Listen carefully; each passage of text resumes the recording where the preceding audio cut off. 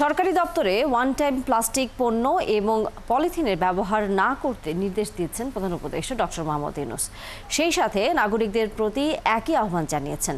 তিনি বলেন, মানুষ প্লাস্টিকের পক্ষে ও পরিবেশ বিধ্বংসী অবস্থায় নেয় প্রকৃতিও কঠিন প্রতিশোধ নিচ্ছে। বুধবার জাতীয় পরিবেশ মেলার উদ্বোধনে তিনি এসব কথা বলেন। আরও জানাচ্ছেন মুজিবুল হক রুমেন। বাংলাদেশের অন্তর্বর্তী সরকার বুধবার সকালে রাজধানীর চিনমৈত্রী সম্মেলন কেন্দ্রে বিশ্ব পরিবেশ দিবস ও জাতীয় বৃক্ষরোপণ অভিযান এবং পরিবেশ মেলা ও বৃক্ষ মেলার শুভ উদ্বোধন ঘোষণা করেন প্রধান উপদেষ্টা অধ্যাপক মোহাম্মদ ইউনূস। একনল অ্যাডভান্সড হাইজিন সোপ, এবার জীবাণু ধুলাবালি ঘাম ক্লিন বোল্ড। আজকে থেকে শুরু হচ্ছে পরিবেশ মেলা, মাসব্যাপী জাতীয় বৃক্ষরোপণ অভিযান।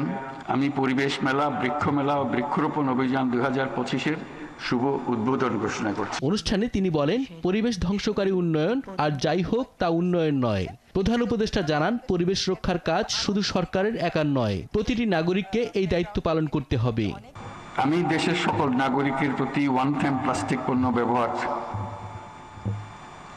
বন্ধ করে দেওয়ার জন্য আবেদন করছি।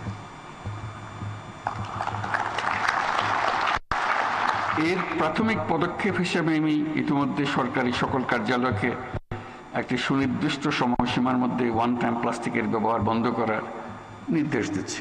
পরিবেশ সুরক্ষা ও দূষণ প্রতিরোধে তরুণ প্রজন্মকে এগিয়ে আসার আহ্বান জানিয়ে ডক্টর মোহাম্মদ ইউনূস বলেন, জলবায়ু পরিবর্তনের প্রভাব মোকাবিলায় মানুষকে জীবনযাপনে বদল আনতে হবে। আমি এদেশের তরুণ সমাজের প্রতি আহ্বান জানাই, জলবায়ু সংকট মোকাবেলায় এবং পরিবেশ দূষণ রোধে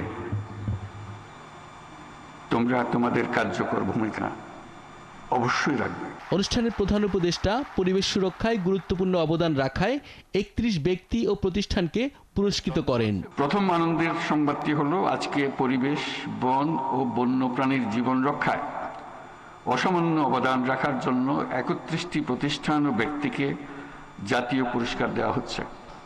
মুজাহিরুল হক রুমেন, 71, ঢাকা।